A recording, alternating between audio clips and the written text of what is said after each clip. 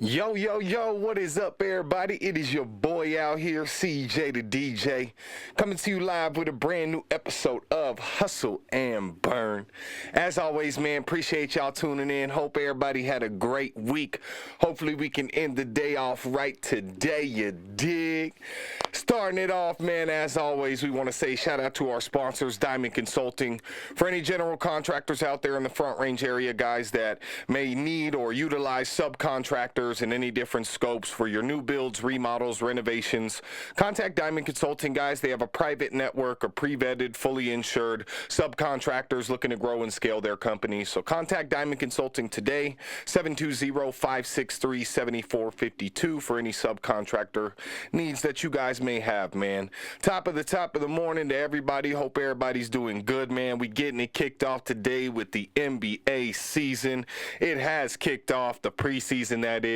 My boy KJ already texted me posting rookie of the year picks and all this off one game by a Nuggets player, man. It's crazy, but I am just excited that the NBA is back. I'm excited to see the Nuggets this season. Hopefully we can, just do a little bit more than we did last year. I think last year really the injury bug got us pretty heavily. I think we just weren't as deep overall as a team. And that truthfully affected us once we got into the deeper, rounds of the playoffs and just of the season in general, realistically, last season. So I think this year, Jamal Murray's going to get his legs back under him. Joker's going to Joker, of course, but Jamal Murray being healthy is a huge thing for us. Aaron Gordon has really stepped up into his own as a force on the defensive end around the league. He's very respected defensively. On top of that, offensively, he also has his nights where, he can really put up that 20 to 30 if he wants to. It is only some nights, but it's the nights that we really needed. And now you bring in Russell Westbrook. I don't know what capacity his role is going to be, whether it's starting, whether it's coming off the bench, but either way, I love it because what we did is we're bringing in a dog, a complete dog to the team, to the organization, and that dog mentality of a player, I think, is something that we were truthfully missing in our team, both not only last season, but even the seasons before that. We haven't really ever had a dog where we get in those, it's 3 minutes left in the game, we're down 4 to 6 points, and we're not going to lose this fucking game. That's Russell Westbrook, and that's why I'm super excited to see him this year because it's going to be, something that I think, again, the Nuggets have just been missing, and I think Russ, again, in any capacity, whether it's starting or coming off the bench, he's going to play such a good role for us, man. So super excited about the NBA. Of course, I'm biased. The Nuggets are my championship pick this year, but I'm just excited that the league is back, man. We're going to get into our bread and butter for y'all. Of course, the music, that's what we do best. Last pod, I told you guys, back on 10/13 when we dropped the last pod that, this Drake narrative, I think, was really gonna flip depending on if Young Thug beats the case, comes home, supports Drake. Now we fast forward to 10/18 just yesterday, and Young Thug doesn't even need to be home, is already publicly tweeting out, put a tweet out to Metro Boomin, Future, and Drake, letting them know that music isn't the same without them all collabing. Okay, not only did he tweet that, but Future took the tweet and retweeted it. So, at the end of the day, if you guys recall, Future and Metro Boomin kind of started this whole beef with Drake in the industry. Before Kendrick hopped on, it was these guys chirping. They are the ones that dropped the initial diss track that featured Kendrick Lamar. And so, Young Thug has spoken, man. And like I said, last pod, Young Thug is the ATL Don. He is the ATL boss, whether it is free, whether it is behind bars. That's why he's fighting a RICO case right now, realistically, in Atlanta, man. I mean, what Thug says goes, okay? And, Kendrick said, you run to Atlanta when you need a couple dollars. You're not a colleague. You're just a colonizer. Obviously not, Kendrick. Obviously these guys fuck with Drake. Okay, this stuff just all got flipped up backwards because of some BS that happened.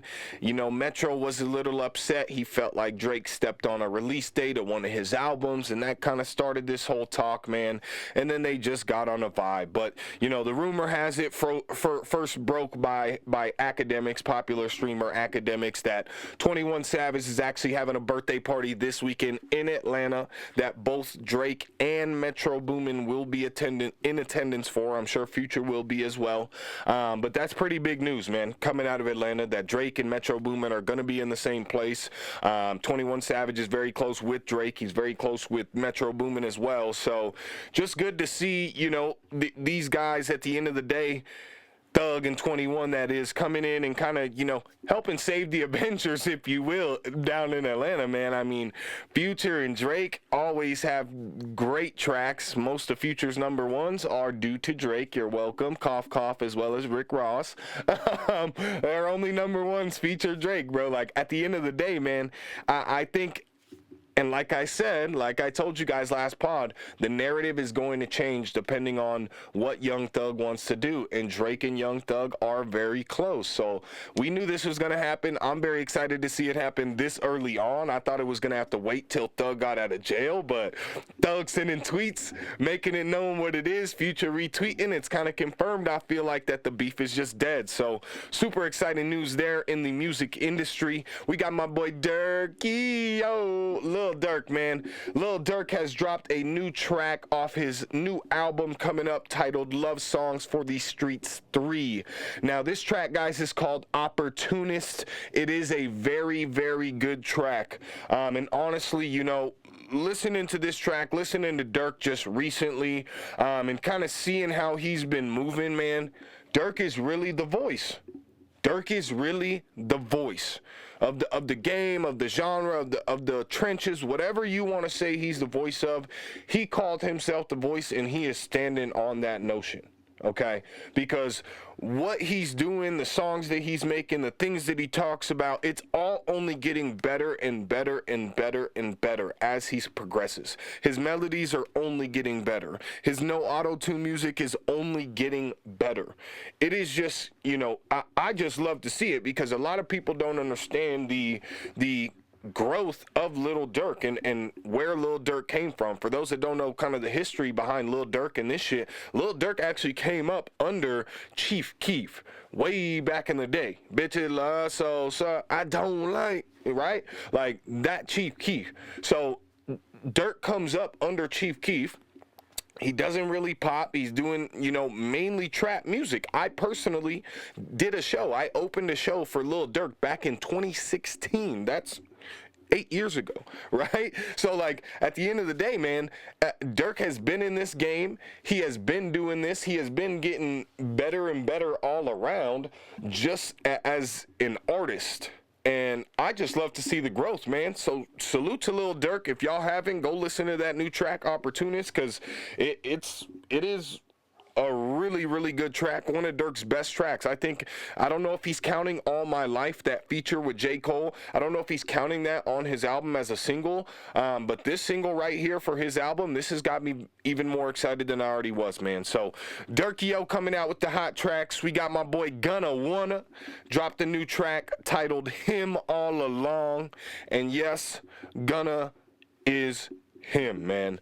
And you know, on first couple listens, this song is like a 6 or 7 out of 10. I'm not gonna say it's, you know, 9 out of 10 crazy banger status by Gunna Wanna, but it is a solid Gunna track, man. And I just love to see the way that Gunna is flipping the narrative, especially after all the snitching allegations and things like that in regard to the YSL Young Thug Rico case. For those that don't know, Gunna actually was a part of the Young Thug YSL Rico case. He took a plea deal. Part of that plea deal was to say some things in court that certain individuals didn't approve of or felt like was snitching, and now the narrative has really changed on Gunna, man. He came back, and now you even have crew members of YSL saying, you know, Gunna didn't technically snitch. It's just not something that we would have done. But Gunna is the only man in the free world that is actually signed to YSL that is putting on for them. So salute to Gunna, man. It's crazy to see the way that he just kept his mouth shut and kept grinding, man. I think he is the perfect example of shut up and just grind, man. He came out of jail taking that plea deal. He was quiet for 6 months with all the people chirping, and since then, Gunna has actually been one of the most consistent artists in the game. Since he's been home, he's dropped multiple albums, he's dropped multiple singles, done multiple features, done tours. So at the end of the day, man, salute to Gunna for being one of the most consistent people in the game over the last couple years, because it is something that I love to see. We love the consistency, and we love the quality music that you're putting out, Wanna. So shout out to them, man. Now, something I had to come on here and talk to y'all about. You know how we get down on the pod. You know, I like to talk to you guys and kind of bring you into my universe a little bit, if you will. And, you know, something I got to touch on and kind of be the whistleblower on, if you will, guys, is the WWE. Yes. The WWE, guys, is about to make a major comeback and splash onto the mainstream scene again, if you will. Okay, I'm a huge fan. Of course, you see I got the signed John Cena shirt up there. That's actually super dope. Back in the day, WWE Monday Night Raw came to Denver, Colorado, when it was still the Pepsi Center. I still call it the Pepsi Center. Don't care. Came to the Pepsi Center, man. My mom has been in the liquor industry. She's ran multiple different locations and stores for, you know, a couple decades now. And she was able to connect it so we could actually go tour the Coors facility alongside John Cena. So I was able to tour the entire Coors facility. I wish I was a little bit older, could have had a little taste test, you know, a couple taste tests or something like that. But it was just super awesome, man. That was back in the day. I don't know if these guys were on roids or what was going on, but he was wearing headbands on his biceps and shit like that. But it was just, yeah, man, super dope. I love that shirt. Cherish that memory. Great time. But again, guys, WWE is going to make a splash back into the mainstream media scene starting in 2025. Okay. So starting January 1st, 2025, for those that don't know, a lot of you probably don't, what is happening is WWE is now moving off of televised programming, that being, you know, cable television, USA Network, stuff like that. Starting in January 2025, they're moving over to Netflix exclusively. Okay, so that goes for Monday Night Raw, SmackDown, any pay-per-view, stuff like that is slated to now be exclusively on Netflix. And now what that means is that the storylines and everything like that can go back to how it was in the popular days of the WWE. It can go back to the vulgarness. It can go back to being very adult-like, okay? And so what you're going to see is the storylines getting more in-depth, more real life, the characters getting more real life. And, you know, a lot of people are saying, oh, it's WWE, it's fake. Who cares, bro? At the end of the day, what you're missing is the point of the show itself. The point and the art of the show, number one, is the superstars, of course, but number two, it's the storytelling and the art of the storytelling that is going into this, okay? And what you're seeing is a lot of fans are now beginning to understand that it's the storytelling and the art of that storytelling that you're getting attached to, right? It's not the fake wrestling, it's the storytelling and the storyline that these guys are coming out and live portraying for you. It's talent, man, and what you're seeing and what you're going to see, especially now that they're moving to Netflix, they can be more vulgar, they can be more adult, is you're going to see the audience for the WWE grow. And they are now owned, for those that also don't know, by TKO Holdings Group. This is a company that also owns the UFC. And so you're starting to see little glimpses of it already, but the WWE is about to become more UFC-like. They are beginning to do press conferences with the superstars. They are beginning to do multiple different things to basically build up these huge mega fights and these pay-per-view events that they're doing. Okay, and it's working. But what's going to happen, and you're already seeing it a little bit with these storylines and the things that these guys are saying on live national cable television right now, because they can say a little bit, but not a lot. They're already starting to use some words. They're already starting to use some language that they wouldn't use previously when it was a PG show or a PG-13 show. When it jumps over to Netflix, guys, it's going to be no holds barred, and it's going to be crazy. And I'm just, again, going to be the whistleblower for you guys to let you know, remember this pod, just like remember I told you the Drake narrative would change with Young Thug, and it, boom, already has. Remember when I tell you this, the narrative on WWE is going to begin to change in 2025. It's going to become a more mainstream thing. You're going to see more T-shirts on grown-ass men outside. They're definitely going to begin selling out arenas more than they already were, because WWE has been selling out arenas for fucking 50 years, bro. These guys are not playing games in terms of finances. These are billion-dollar corporations. But again, remember on this pod that I told you guys that the WWE is coming back, all right?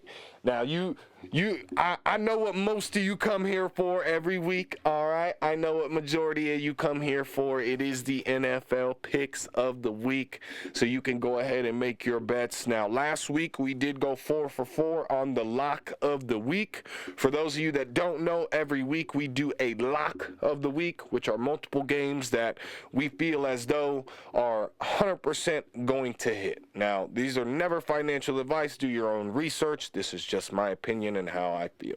Okay, we do a lock of the week that is multiple games we feel are going to hit and parlay them together, and then we do the juicy parlay where we parlay multiple games that are potentials in our opinion that are right to hit, but a lot has to go right for them to hit, and the odds are always plus 1,000. So let's get into it, man. We went 4 for 4 last week. Hopefully we can do it again this week. I actually have a 5-leg parlay for you this week. The lock of the week this week is a plus 573 at the time of the bet. Okay, the first leg is going to be the Atlanta Falcons over the Seattle Seahawks. Atlanta has been looking, a lot better than they were at the beginning of the season, and unfortunately, Seattle has been looking a lot worse than they were at the beginning of the season. So I got Atlanta money line over Seattle as the first leg. Second leg, Buffalo Bills over the Tennessee Titans. Duh. On that second leg. Third leg, we got the Washington Commanders money line over the Carolina Panthers. I think Jaden Daniels is going to go in and ball out again. The Commanders are real. I've been ringing the whistle, been ringing the bell on the Commanders since week 2, guys, on this podcast. Go look at it every single week. I'm talking about the Commanders being the real deal, man. So I got the Commanders over the Panthers. Then I got the New York Jets over the Pittsburgh Steelers. I don't think the quarterback move, bringing Russ in, gives them a better chance to win. They were 4-2 with Justin Fields, and that's just absolutely sick to bench that man. Just crazy.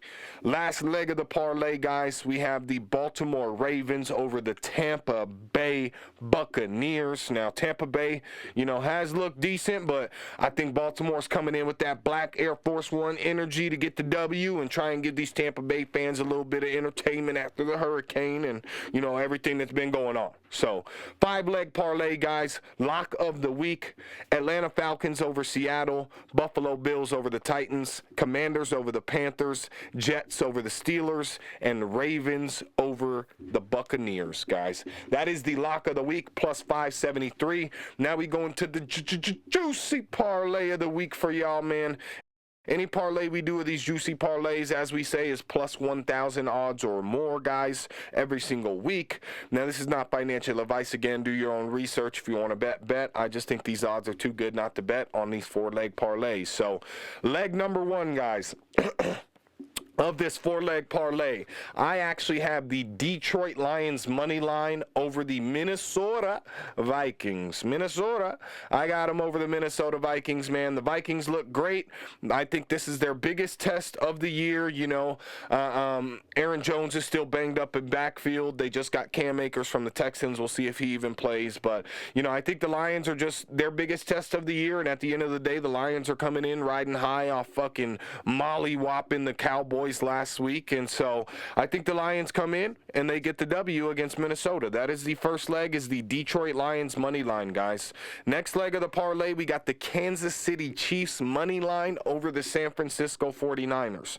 Now, the 49ers are getting their starting running back, Mason, back in the lineup this week. He was out after spraining his ACL or something like that. They're getting him back this week. The sports books do have San Francisco favored at the time of the the bet, but at the end of the day, it's hard to bet against Mahomes, man. So I got the Kansas City Chiefs money line as the second leg. The third leg, we're going to revert back to the Ravens versus the Buccaneers. I am taking the Ravens, guys, minus 3.5 against the Tampa Bay Buccaneers. Like I said, I think they're coming in black Air Force Ones on.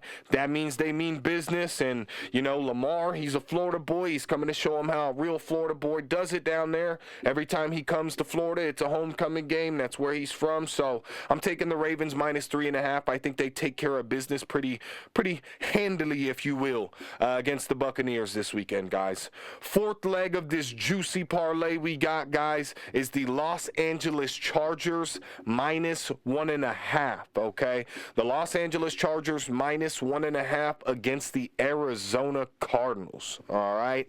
That is what I got for you guys in terms of that. So the juicy parlay of the week, guys, Detroit money line, Chiefs money line, Ravens minus 3.5, and Chargers minus 1.5. That is plus 1,444 odds at the time of the bet, guys.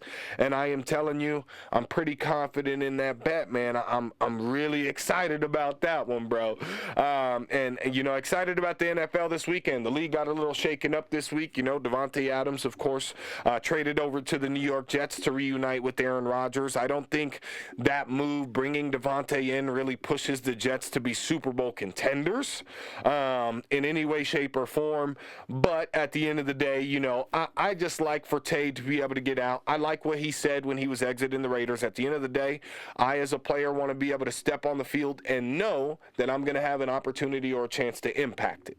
He feels like with Aiden O'Connell and the QB situation going on with the Las Vegas Raiders, he didn't have that, and he feels confident enough with Aaron Rodgers, whether, you know, the team isn't the best, that Aaron Rodgers is going to give him opportunities within the game to affect the game. And that's what he wanted. So, I respect that out of Davante Adams. I just, again, don't think going to the Jets is going to put him over that pedestal. I think A-Rod's been playing like trash. I think the O-line is trash up there. I think they're not doing too much very good, but it is what it is. That's where he wanted to go. He forced out, and he got out. So, claps up for Tay, man. Good for him getting out of there, man. The Cowboys aren't even, honestly, worth touching on realistically. What I will say in regard to the Cowboys is in regard to their head coach, Mike McCarthy, and to kind of bring it back with Aaron Rodgers. Now, for those that don't know, didn't keep up with football back then or still don't now, but listen to the pod, Mike McCarthy and Aaron Rodgers won a Super Bowl together, guys, 14 years ago. 14 years ago, these two gentlemen won a Super Bowl together, and since then, what have they done? Crickets. Nothing. They have done absolutely nothing in 14 years since their Super Bowl, guys. Mike McCarthy and Aaron Rodgers, I am saying it right now today, are the most overrated coach-player duo the NFL has seen in the last 2 decades, in the last 20 years. Aaron Rodgers and Mike McCarthy are the most overrated quarterback-coach duo that we have seen in the last 20 years in the NFL. They haven't done anything substantial, but a couple big wins in 14 years, bro. Okay? I don't want to hear about it. It's almost as bad as Justin Fields, like I mentioned, getting benched for Russell Wilson by the Pittsburgh Steelers. This guy has the team at 4-2 on the season, guys, through 6 games, okay? Some stats for you. He has 1,100 yards through 6 games.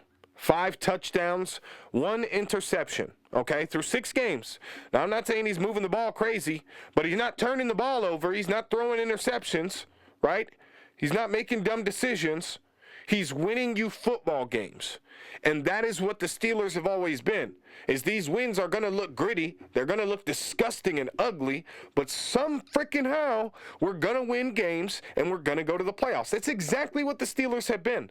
So I'm confused on how or why the narrative has changed realistically on that. Okay, and let's not act like Najee Harris in the backfield doesn't have 96 rushes for 397 yards. Again, let me say that. 96 rush attempts, 397 yards on the season through 6 games. Okay? So he's not getting help in the backfield by his running back making plays to be able to spread the field and get the play action going and things like that, okay? And you think Russell Wilson's going to come in and give you a better chance than the guy who dragged you, literally, Justin Fields has dragged the Pittsburgh Steelers to a 4-2 record through 6 games, man. This is absolutely ridiculous. I don't agree with it. I think it is treacherous. The most treacherous news of the week this week in the NFL is Justin Fields getting benched. Absolutely ridiculous. Now, what I will say about the Pittsburgh Steelers, all right? I'm dropping a lot of gems today for you guys, all right?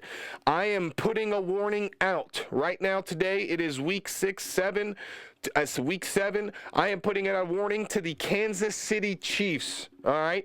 The Kansas City Chiefs and the Pittsburgh Steelers, guys, play in the Steelers' second to last game of the season. So week 16, again, we're only in week 7, so we got about 9 weeks, whatever, to go. Week 16, the Chiefs play the Steelers. I am right now in week 7 putting the Chiefs on L alert against the Steelers in week 16.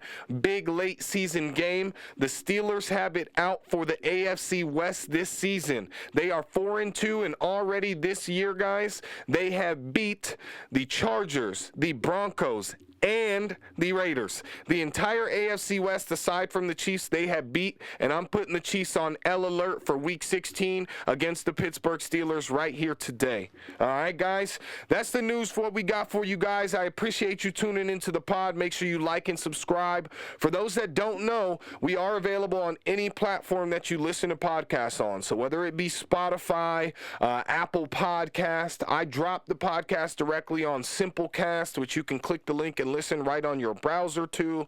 Whatever platform you listen to podcasts on, guys, even YouTube, you can now go watch the podcast. We are available. So make sure you like, subscribe, turn on the notifications so you know every time we drop a new podcast, guys. We also are doing something new on Instagram. If you don't follow my Instagram, make sure and do it. Some quick burns, just giving you some midweek news, keeping you guys in the loop on kind of what's going on in my world, my universe, what I think is news. You may not, but I do. And very excited, man. I got a special guest coming on the pod, next pod, guys. Very excited for that. I want to announce that. Special guest coming on the pod, next pod. That's going to be very, very fun, man. We've been looking forward to this, been talking about it for a long time, so super excited about that, guys. Appreciate you tuning in. For those of you watching, I'm going to get off. For those of you that listening to the pod, I'm going to actually end it off with a quick vibe. So for those of you on the YouTube, peace out. We out. For those of you on the stream, let's vibe to this track real quick.